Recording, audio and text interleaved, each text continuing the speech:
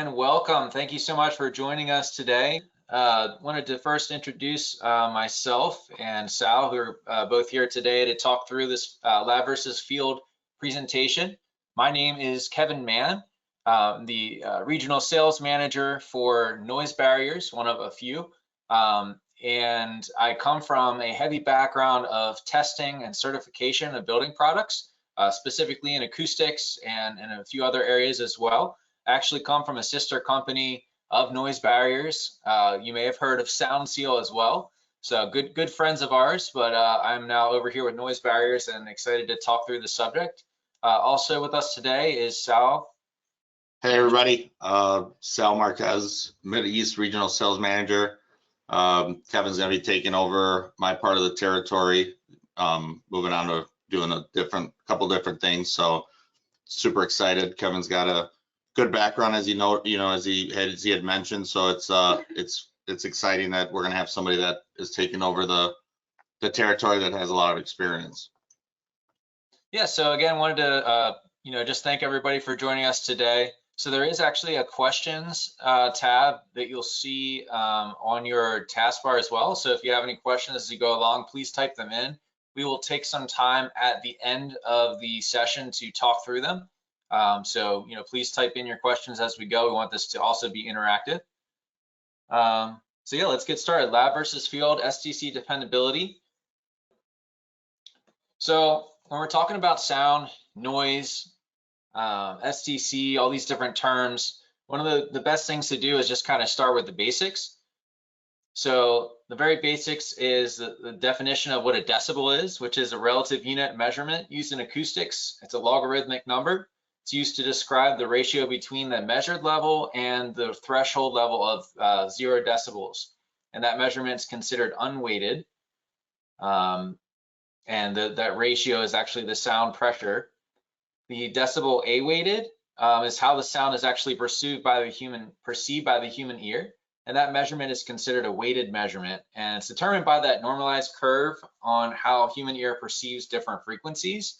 So you might have seen kind of that curve before. I think I actually have a picture of it on the next slide.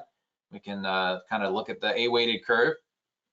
So A-weighting curve is used for environmental noise measurement, and it's kind of standard on sound level meters as well.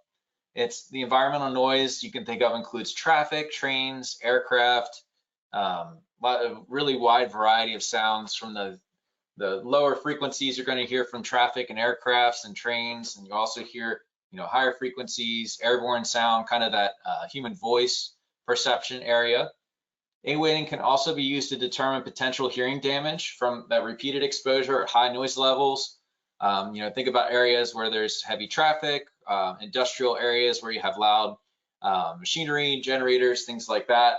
There's all kinds of times when kind of OSHA can get involved. You need to keep those levels much lower so that there is no potential damage to the human ear. Moving on with the basics, just to cover, we covered decibels. We want to also cover frequency and pitch, which is actually measured in cycles per second. Hertz is shortened to Hz, and sound waves are longer at lower frequencies and shorter at higher frequencies. So one of the interesting things about the long waves, sound waves that you'll see with the lower frequency, is when you're looking at the dimensions of a lab that's going to measure the sound, you're going to have a larger room in order to get the lower frequencies, since they travel in that slower pattern. They have a much longer wave to them. So sometimes you might hear a lab talk about, they're able to measure the low frequencies really well because they have large dimensions.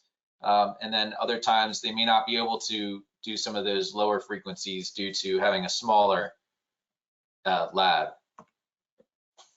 So going into kind of the lab measurements, STC is something that we mention on many of our doors, windows, all of our products. So it'll probably be best if we talk about what it is. So sound transmission class is a single number rating.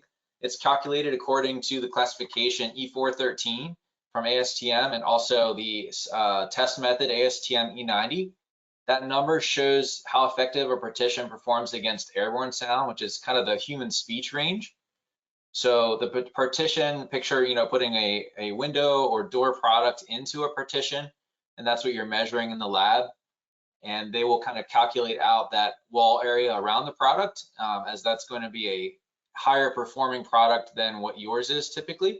And that's how you're going to get the measure where the sound is going to go through that weaker area.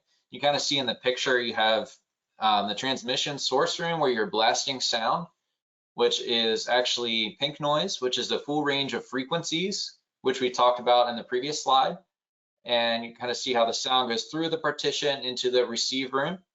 And you're kind of measuring that difference of sound from the source room to the receive room. How much is the partition blocking?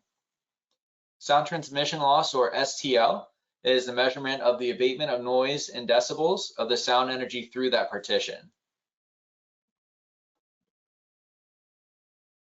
So other things about lab measurements, labs have a lot of advantages that you don't have in the field.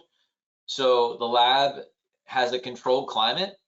You'll have a relative humidity and temperature that is completely controlled, and that is also dictated by the standard ASTM E90.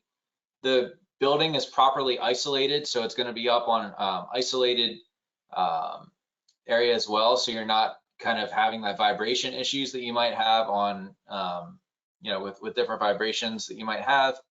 The conditions are predictable, so you have kind of constants that are very easy to note by the lab technicians. It's set up per ASTM standard, as we kind of mentioned a few times. There's going to be a certain amount of microphones in the source and the receive room, and there's other different things that's called out and dictated by the standard as well. And the lab should be ISO 17025 compliant. Because they do that, the results are considered accredited.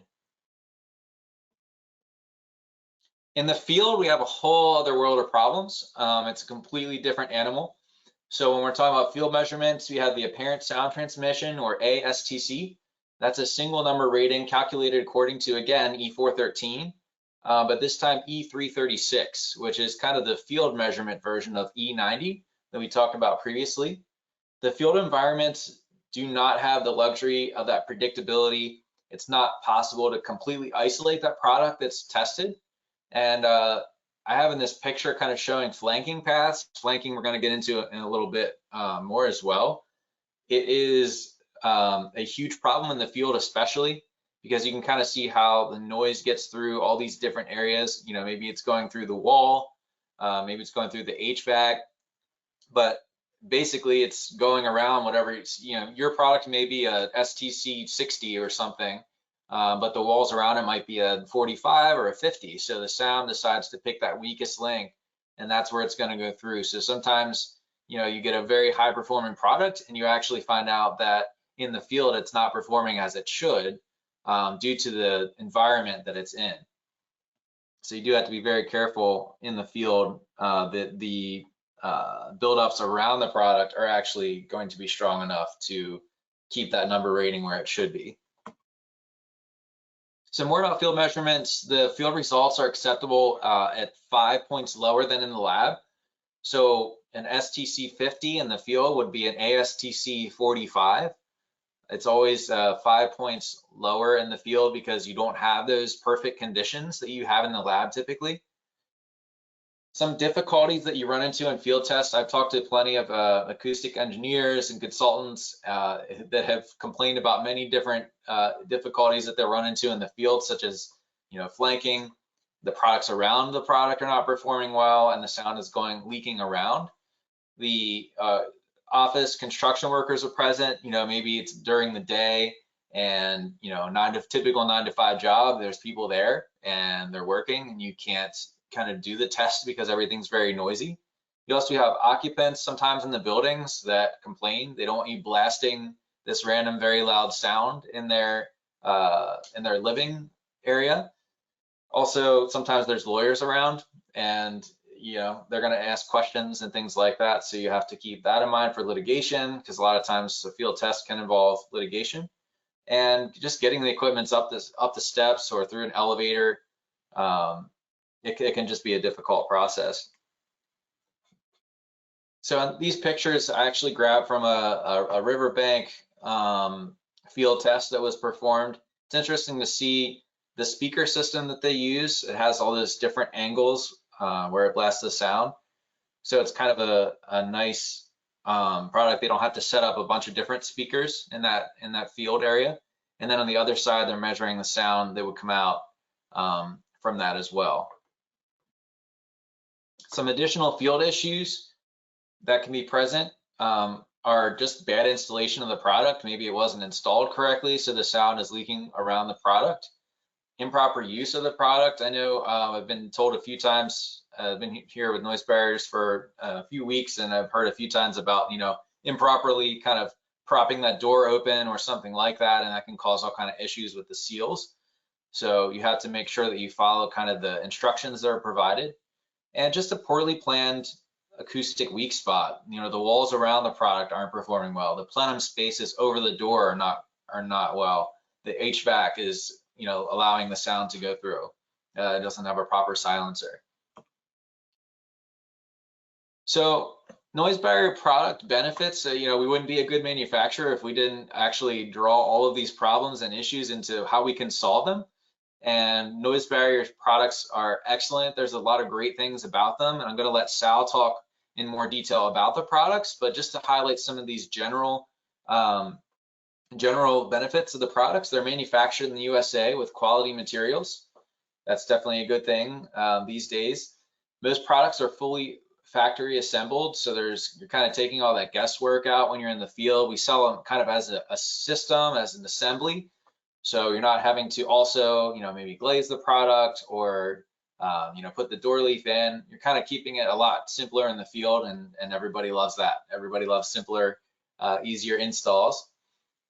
The products are not only very heavily acoustical in performance, but they're also aesthetic. You have industrial options as well, and they're all designed by noise control specialists, so the products are highly performing. They're all tested, and I'm going to let Sal talk a little bit more about the actual products and how they perform. Thanks, Kevin. So I'm going to touch base on a couple of the great products that noise barriers we all offer and how well they perform in the field. One of our well-performing products is our acoustic door. We sell these in variety of places, music practice rooms, music studios, recording studios, dyno test cells.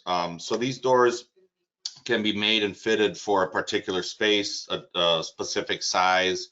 So you don't necessarily have to rebuild your opening per se. You can use the opening that you currently have existing, and we can build a door around that opening. So we do get into custom stuff, and like Kevin had mentioned, they come with full light windows, as you see in this picture. They come with all hardware assembled and pre-installed, so it's all swung, pre-swung, tested in the factory, ensuring that all the fitment is proper, swing is proper, the acoustical seals are touching properly.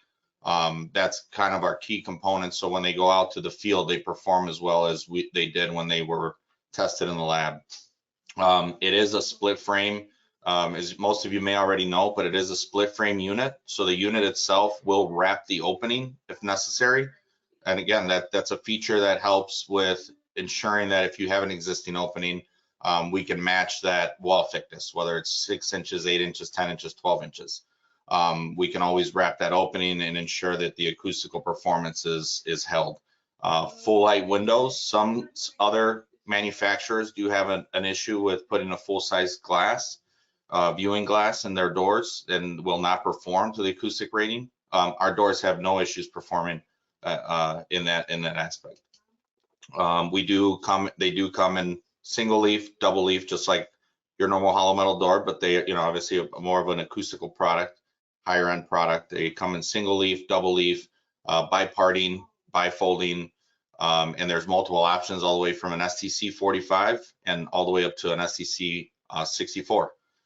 They're all proven, lab proven and tested, and they work very well. Here's a kind of a list of areas where, again, I've mentioned some of them already, but studios, performance halls, classrooms, music practice rooms, jury rooms. We do stuff for, obviously a lot of privacy, so hospitals, assistant living rooms, conference rooms, security areas, auditoriums, audiometric rooms, and SCIFs. So our doors don't only perform, they're not only sold for a studio, They are also sold for skiff rooms, and then also for high security rooms. You know, we do sell to some military access points to ensure. So we do have CABA locks and high security, high end locks. Doors do come for those particular areas. They do come in an electrified function. So that's all in, again, tested, proven in the shop before it goes to the field. Some of the features, like all MB doors, hardware seals, hinges are factory installed, as mentioned by Kevin and myself earlier. It's a double magnetic seal, and that's fully tested in the factory to make sure all the touching points are accurate for a good performance in the field. Custom cam lift hinge. It does have a cam lift hinge, and what that does, it assists with the bottom seal. The key thing about that is when the door comes to a closing point, it comes to a pressurized seal at the bottom that's set once the door is installed and all the construction is completed. It does come down about 3/16 of an inch and pressurizes up against the threshold, the aluminum threshold we provide. Designed to work with standard building hardware, factory installed. Again, all of our hardware, our closers are factory installed and tested. They are removed in transit just because we want to make sure that they're not damaged. The possibility of damage is there, so that we do remove them, put them in the box and ship them out. But you have the plate in place in the door, so you can go ahead and install that with ease in the field and knowing that it did work and it functioned properly. Key things, you know, and one of the key things that we do is we do guarantee our acoustical performance. You know, to Kevin's point, we've had issues in the field where somebody will call and say, hey, your door isn't performing. We know that, you know, when it's expected to be a 50 and all of a sudden we're getting 35 in the field, we know that it could be anything from a bad installation, improper seal contact. So bad installation can create improper seal contact, which is one of the biggest reasons why our doors will fail. And it takes some slight adjustments in the field to install the door properly. And then there's a good 9 times out of 10, they forget to drop the bottom seal at the end of the construction. Other applications where doors are good supplied for, like I had mentioned, dyno test cells, one of them. Test facilities and chambers, engine test cells, you know, those are dyno test cells, quiet rooms, you know, again, security areas, factory offices, skiff rooms, power generator, compressor rooms. So not only our doors, as Kevin mentioned, you know, that we do have our doors, if they have to go into a high-end school, you know, something that wood veneered, something that looks really sharp, we can make those. But then again, we do make the industrial style or the industrial side of the business. We also chase it because we can supply it for that, and they work phenomenally in those functions. Quiet sliding doors, one that I will touch on. That honestly, this is probably one of my favorite products that Noise Barriers fabricates. I saw this door from the inception of the door to what it is today, and it is one of my favorite products. It is all mortarized, 3 sensors. It's all pre-tested in the factory, which is great. What mostly I do like about this product is it's really pre-mocked up and pre-fitted in the shop. All of the rail system, the linear rail system, and which makes a nice, quiet, easy sliding door. The tension belt, it's a nice urethane belt that will not break like a chain drive piece of a sliding door. Again, being that it's fitted in the shop, it's easy to hang. All of the components, the rail, the motor, sensors, all of that is pre-installed in the angle, which is that gets installed first into the wall, and then the door basically just is installed one piece at a time. It comes in multiple pieces depending on the size of the door, but it is an easy install and it's a great looking door. Touch a little more on applications where we would see sliding doors: stage and scene shops, TV production studios, machinery enclosures, convention centers, concert halls, schools, theaters, engine test cells, and auditoriums. So anywhere where you're moving equipment, anywhere where they're bringing in big studio layouts, props, that's technically where you would see a lot of these doors, because it allows for the access for all these big pieces of equipment and it also provides the acoustical properties that are required for that pass through of the wall. Another one of my favorite products, and that really works very well. Yeah, I've been very fortunate throughout the years with noise barriers to see these actually in the field installed. Very nice quality window, and a lot of the good features on this thing. Ideal for new construction or retrofit, same as our doors. These frames, we can make these frames customized to the size, a particular size. We don't like to go over a certain size, and I believe that's within either 5x8 or 4x8, just because of the sheer weight of the window itself, and the glass, and trying to handle the glass in our manufacturing plant. It is a dangerous task. So we try to stay within a certain range, a certain size. But we can retrofit it in the sense that if you have an opening, just like our doors, an existing opening, these windows can go in with ease. They can be fitted for that opening with minor modifications. More than anything, we're looking for somewhere to secure this window in place safely. Window units are factory glazed for the most part. They're all factory glazed unless it's a split frame. Factory glazed windows, it's nice when you get these windows to the site because they're factory glazed. The ease of installing these windows is a simple removing of the 1x1 channel around the perimeter of the window, and there's a screw hole that you can run your driver screws through and attach to the actual opening. So fixed frame between split frame, I touched a little bit on it, but I want to get more in depth in it. So split frame windows are nice because they wrap the opening itself, just like our split frame door. They wrap the opening, so you get to see a little more of the border of the window frame itself wrapping the opening. Or on our HM windows, also nice application because it sits within the window frame itself, and can be, again, it gets installed with screws, so it's still secured into the opening, but then it can be framed with wood trim. A lot of the times people want to, in nicer areas, they don't like to see the steel as much, so they want to trim it with some type of wood or cladding. STC rating range anywhere from a 43 to 64. That is one of the greatest, again, one of the products that I know it works very well. Key things for both of these, just as we're touching on doors and windows, key things to keep an eye on when it is getting field tested to ensure that you guys are getting the performance that that is required of these products is when they're failing or something isn't working, it's because there could be three things. One can be an installation issue, which is 9 times out of 10 what happens. There could be paths through the ceiling. There could be paths through the walls. The walls can be, the door in our windows can only function and perform as well as the actual wall that it's going into. So if you have a wall that's an STC 35 and you want to get a 50 out of our window, it's not going to work. And that's just because your weakest point is the wall. Applications, touched on this a little bit: radios, TV studios, control rooms, schools, recording studios, engine test cells, machine rooms, machine enclosure, and factory offices.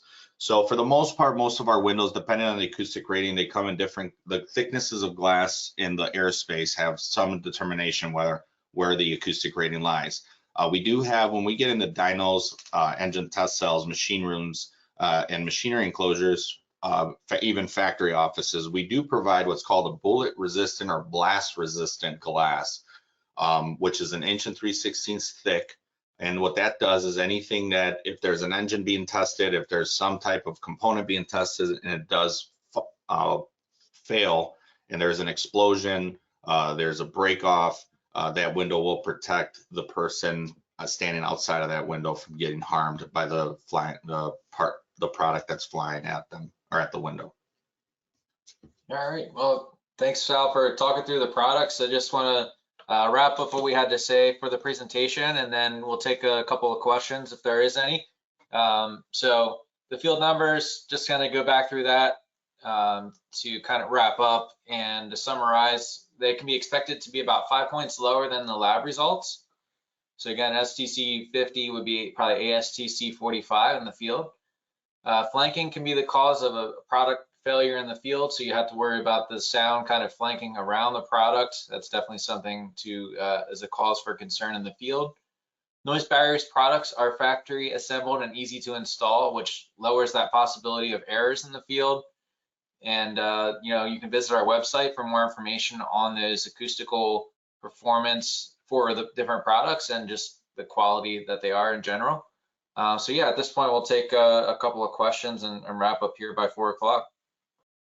Yeah, so we do have a couple questions. Well, actually, this first one is more of a comment, but he just said, we find that the NIC testing meets right at or sometimes exceeds the STC rating with properly installed noise barriers doors.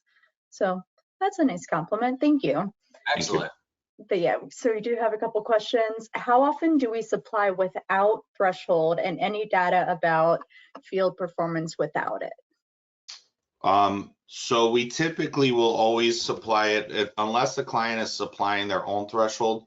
We typically would always supply a threshold. There's only been, since I've been here and working with noise barriers, there's only been a handful of times that I can remember that the client wanted to supply their own threshold. For the most part, the threshold serves two purposes. One is to ensure that the door has a good sealing surface, a flat sealing surface that's not going to damage the bottom seal, because it's wrapped with the neoprene, so we want to make sure that that's protected. We do supply it without the threshold. We have a few times supplied without the threshold, but it has to be a very nice flat floor. That's basically almost the foundation of the door is our threshold, so we want to ensure that we do have some type of threshold there. All right. Another one, does noise barriers require use of qualified installers to minimize the number of poor installations? We do, especially just for our sliding doors. We typically recommend people, just because we want to ensure that the door is installed properly. It's a massive door, we want to make sure, but not necessarily do we ever press that it has to be a certified installer. Noise barriers also works very closely with a partner that does a contractor that does installations for multiple parties of our business, and they also supply what's called an supervised installation. So if they want to install it themselves and take a shot at it, we're more than willing to allow that. Excellent. Hey, thank you very much, everybody. Have a great day. Thanks for joining us. Thank you.